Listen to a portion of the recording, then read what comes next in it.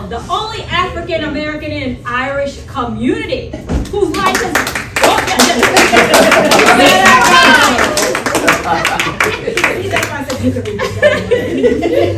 I'm blushing. Whose life has been nothing short of adventurous. From surviving a diving plane with an unconscious pilot to accidentally, wait, let's deal with that one first. From surviving a diving plane with an unconscious pilot. No, thank you. Right, pass. To wait till you hear this one. To accidentally attending a Ku Klux Klan rally. That's the one that got me. I'm gonna You go. What? I would not have read that the same way she read it.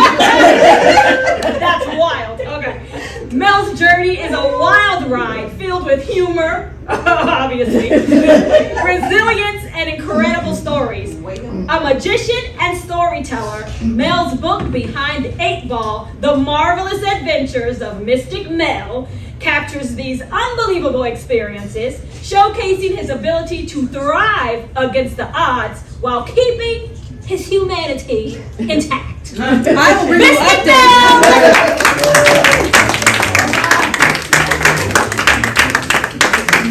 I could not have read it the way she did. Very comical. And quite apropos. Well, thank you. Boy, that's embarrassing. Okay. The one thing you should do is be good after that. So I'll do the best I can. It's a hard lead. Yeah, I'm Mystic Mel. My name is Ronald Mel. I was raised in an Irish neighborhood, and up until I was 9 years old, I basically had an Irish brogue, which got me into trouble when the neighborhood changed. And of course, the gangs rolled in, and I had to change along with it. But being in the two cultures helped me develop some things and enabled me to go places others would not easily tread to go. Like I ended up in Minnesota. And yeah, see, most people didn't even know there were black folks in Minnesota. For real. You know, not until the little incident up there. But no, I lived in Minnesota. There was about 120,000 people in the town I lived in. The town I lived in was Rochester, Minnesota, not New York, Rochester, Minnesota. You may know of it because of the Mayo Clinic. You may have heard of that. And the Mayo Clinic was there, and they were in a push to bring in some diversity to the community. And so I worked for a company called IBM, and I was invited to come up there. Again, remember now, growing up in an Irish neighborhood, being part of a black neighborhood, it didn't bother me about going up to Minnesota until I got there.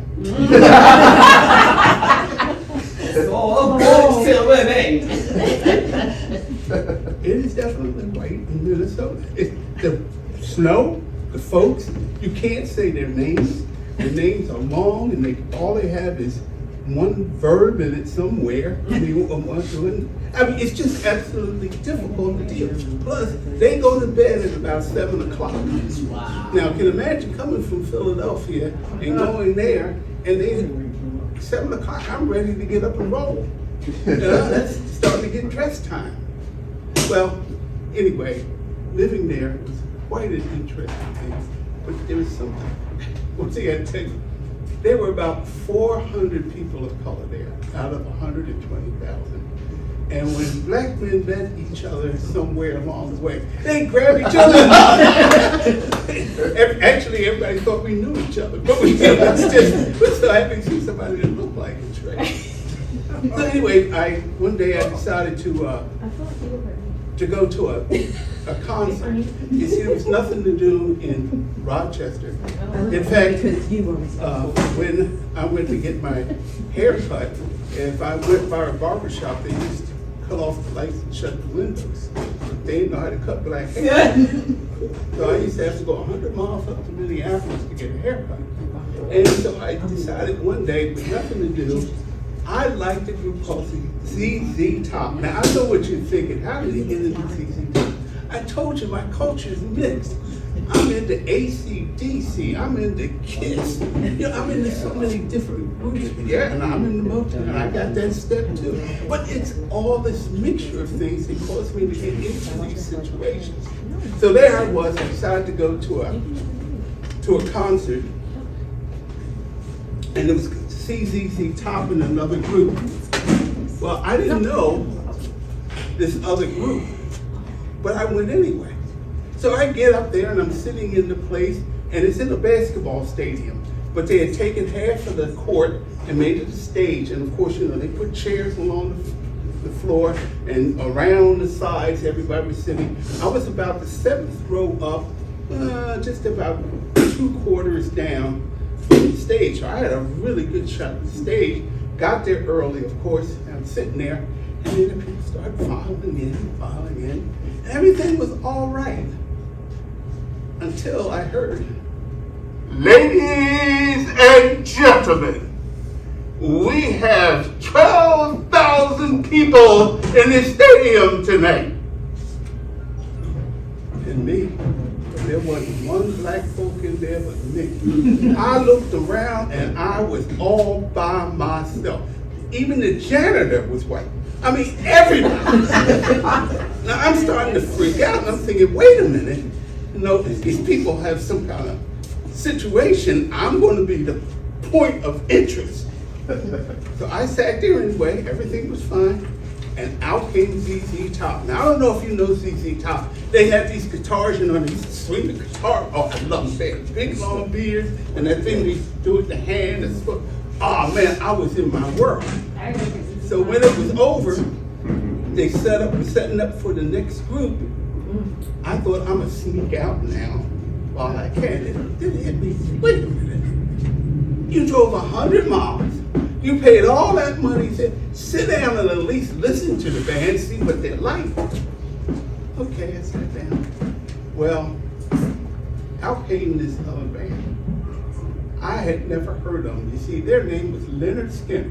I wondered, what the heck did they get a name like that? So they come out and they set up and everything, and the lead singer came out singing. Now, I can't remember the first song he sang, but after that song, he stopped and he grabbed a bottle of whiskey. He took a swing and he said, "We're not gonna have any of that goddamn rap music in here." I figured, I'm gonna die.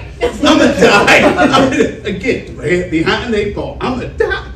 He said, at that point, the largest Confederate flag you will ever see unfurled from behind it. It went from the ceiling to the floor and from one end of the stage to the other. And I said, oh my God, they're gonna have a Civil War flashback, and something's gonna happen. So I'm sitting, now I'm afraid to move. So as I'm sitting there, they start singing Sweet Home Alabama. Oh my God, how worse could it get? The next thing, the people are cheering, that flag was coming down there. Oh, they were in the frenzy. And I'm sitting there looking around, and when they started singing Sweet Home Alabama, they all leaped up and they started swaying. I'm thinking, oh, what do I do?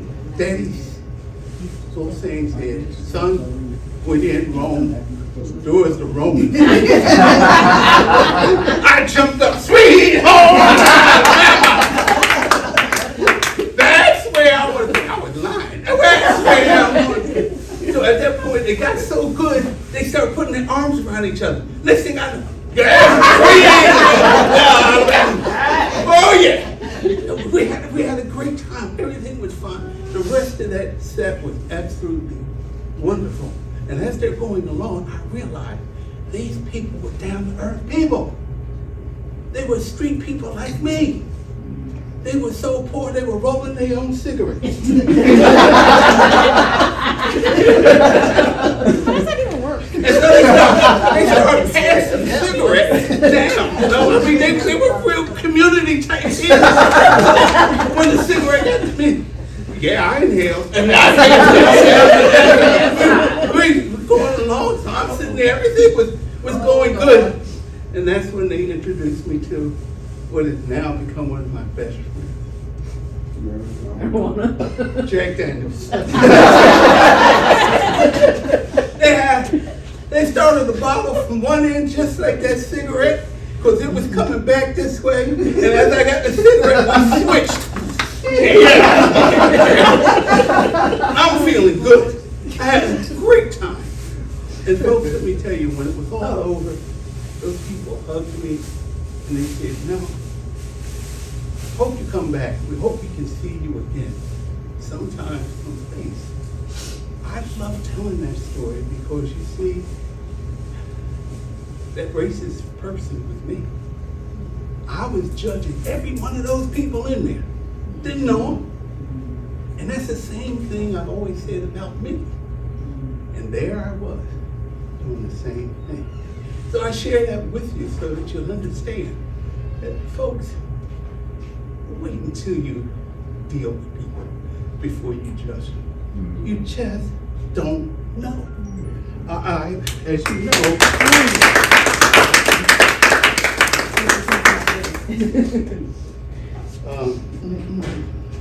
people come in all sizes, so much money, religions. Some of them have a little bit of money.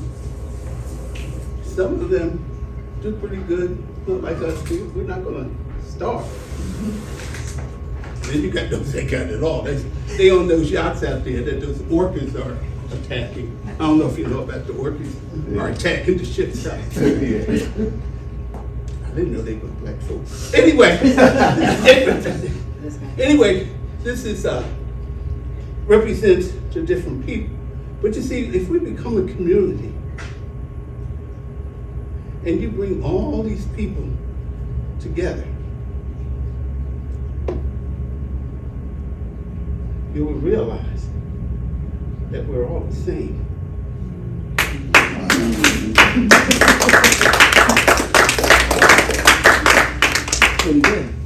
It's only when we decide that things, we don't give them that ability to be judged. But one thing we have to be concerned about, and even so, you have to realize that we are individuals.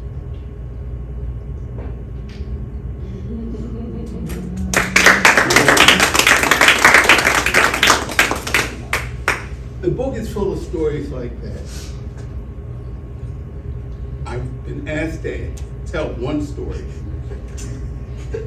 Now here you go. Don't get ahead. Now, I normally do not tell this story in public. And not it's a bad story, but it's just one that I don't particularly share.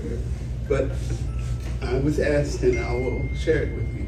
Back when I was a young boy, in fact, you gotta ask Rich why I don't go to New York anymore. Anyway, I was about 9 years old, and during that time, one of the family members had a farm in New Jersey. And the family used to get together and go to New Jersey because it was a place we could all just be together and be who we wanted to be. So Mom and Dad took me and my two sisters, and we went down to Jersey. Now, one thing that's in the book that I gotta share it right away is that my father became the assistant director of customs. He had my family run just like a military group. But in fact, we had to line up and be it armed when we went to bed. We had that left, right stuff, but that's how we went to bed. We made sure that we were going to be doing the right thing. So we went to this thing, and Dad, being there, he got with the men. Now, why is that important? Because you see, the men got together and they started doing what they call skeet shooting. I don't know if any of you are available know about this or aware of it. This is when they have these little things, they look like saucers, and they have a small house built out, and it's about, say about that high, and has some mechanism in it, and they put this plate in it, and they shoot the plate off. Now, the plate can go to the left, to the right, or straight ahead. And not getting into the whole thing, there is like golf or like tennis, there's ways you do these different things. And so they have stations in the back, and you go from the 7 stations. You start at one, and then you move to the other, and these things shoot off at different places, and you use shotgun. Well, explaining that, you know darn well they didn't want us kids to be around the guns. The women were in the house, they were cooking and carrying on, and they were telling stories they didn't want us to hear. So we weren't allowed in the house. So all of the kids had to get out of the house and find something to do. On a farm. Well, we took off, and of course, we didn't allow the girls to come with us. We took off in our own direction. So we're going out and we're finding little things here, we're doing little things here, and we come up about against a fence. Now this fence was a wire fence, and it had 3 wires on it. Now I looked at that fence, and I loved electronics, and it had these white things on the end where the wire went through the top area. The top row was a wire with these white, looked like knitting spool, you know, thread spool on them, and they were set there, and the wire went through it, and I said, that's a hot wire. Well, these city boys decided, no, it ain't a hot wire. Well, now we got into this big argument. Well, my cousin, Larry, he was about 13 years old.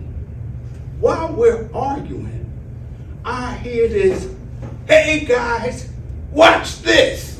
And when I turned around, he had gotten up on top of a stub, a cut off tree stump. Got up on the stump, and he was urinating over top of the fence. Being young kids, we're going, we have a superhero. My God, look at this. I mean, he's brave. Look at this guy is really, and he's good at it. And he's sitting there, well, like all good things. Must come to an end. They gotta come to an end. And as the power started to come down, the arc tried to get higher, and the mathematical thing just didn't work. And he hit that wire, and BAM! I closed my eyes and dropped, and everybody kind of figured what's going on, and we turned around. Larry was laid out on the ground, and little puffs of smoke.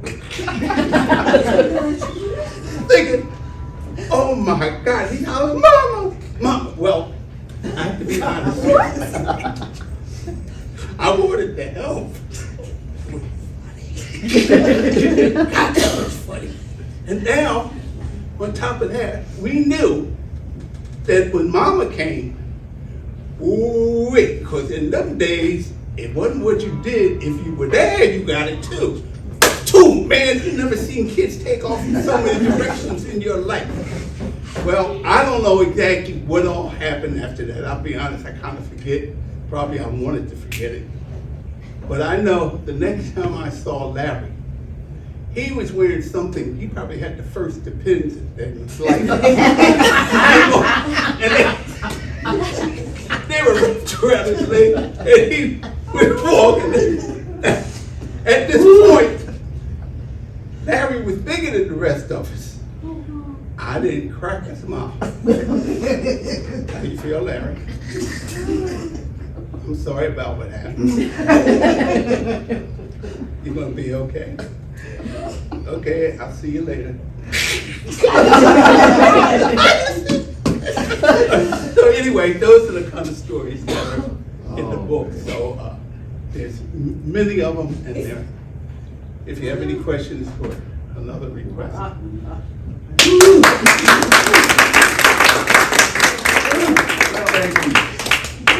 I went to the Winners State concert too. You did? I had the same experience, but like Free Bird and Yeah. that was like fun. Did they drop that Confederate flag? Oh, absolutely. See, I know people look at me and say, oh no, that flag wasn't that big. How big was that flag? It was huge. It was huge. It was huge. But it was the whole background. Yeah. But you know, but like you said, people were really nice, and I was probably one of the few minorities in the crowd. Yeah, they were there for the music, Right, exactly. and I was there for the music, and that was our symphony. That's where we met, right there, forgetting all the rest.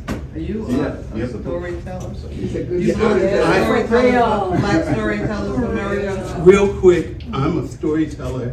I was raised to be a preacher. I can tell. I got in trouble. No! Telling a bad story, man. Well, there's more to it than that. But anyway, where was I going with this? It's Black Storytellers of America. Oh, storytellers. Anyway, I became a storyteller with Toastmasters. I joined Toastmasters back in about '93, and I became one of the finalists in the international speaking contest back in 2012. So I've been telling stories since then. And then I took up magic while I was in Minnesota, so I bring that into my speaking also. So that's a combination of that. Yes, Well, ma'am. they get in your introduction, they talked about the KKK rally, the pilot, Yeah. and I forgot what the other one was. You gotta tell one of those. Since it's an Yeah, how did you introduction. get out of the plane with the pilot? You get about another 5. How did you get out of the plane with the pilot? That's unconscious. Is that the one you want to hear? No, I want to hear about the KKK. It was, I can tell you that. He was in Because the we do car. have to give Mike grace, so you can close up by 3. And Okay. we do have somebody else we just present. So you Which pick one? whichever one you want to talk about. You can do like another 5 because I do have Rich, an author. come on, Rich. Whichever one. You know what? Let's go with the KKK. Okay. This one is not as funny as you may think it'd be, but I was working for IBM and I had just become a member of that organization, and I was going through the process of being trained, and I had just reached a point where they gave me my ID. Well, I was out with my girlfriend, and a call came in on Saturday night that I had to go somewhere to fix the machine. And I told my mother, I said, Mom, how am I gonna fix the machine? I'm just learning the ropes. I don't know what to do. Well, I told you who my father was. He got a phone and he said, boy, when somebody tell you where to be, that's where you be. So I went home, and of course she had to dress in a suit and tie at that time. I had changed my clothes, suit and tie, got in my car, and I started down to the place where they told me to go. And it just happened to be in a truck yard. I don't know if they don't have it here, but these are huge areas in Philadelphia where a lot of commerce comes in, and they have these 18-wheelers coming out of all these big places delivering these things. So that's where it was. And I've never been down there because it wasn't in a neighborhood that didn't particularly like it. But hey, I called to do this, and in my mind, I never thought of it. If I hadn't thought of it, I wouldn't have went. But anyway, I'm on down, and in Philadelphia, the streets are fairly small. And as I'm coming up to a major intersection, there are hundreds of people and signs and lights and carrying on. What is going on? So I started riding through slowly, and I could see the people, and they never looked at me. They're just howling and screaming, and in fact, what got me almost in trouble was we had trolley cars in, and I'm behind the trolley car, and when it stopped, I'm sitting right in the middle of this whole display of folks shouting. So I followed on down, got to the street where I was supposed to go. I made my turn, and now I'm standing in front of this big gate that's locked. It's locked because it's the weekend, and the trucks aren't supposed to be coming and going. So I'm standing there trying to figure out how to get in, and all of a sudden, a big light comes shining on me. And I turn around, and all I see is the images of the Pennsylvania State Police. No, they were Highway Patrol, because they were Philadelphia police, but they were Highway Patrol, because you can tell by their pants and their hat. And I'm thinking, I'm in trouble. And the reason why I thought I was in trouble because I had a whole case of tools. Can you imagine black man in that neighborhood with a lot of tools? What the devil are you there for? But you were well dressed in a suit. Oh, I was well dressed. That got me out of more trouble than ever. So when they came up and they showed the light, they said, "Hey, what are you doing here?" "I'm here to fix a machine." They said, "Fix a machine?" And they went on. And finally I said, "Yeah," and I explained, said, "Show me some identification." Thank God, that week I just got my identification. I got it and I showed it to them. And they said, "Look, whatever you do, don't go home that way." I said, "But that's where I live." They said, "I don't care how you get there, but you don't go that way."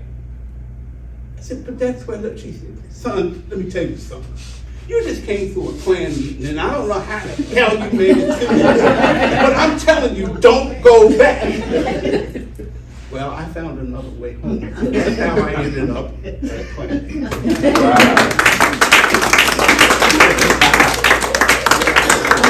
Your book. Your book. The book, No. You. it's called Mystic Mel. There it is. And you'll find those stories. My favorite in there is Grandma's story, where I talk about how I became a Baptist and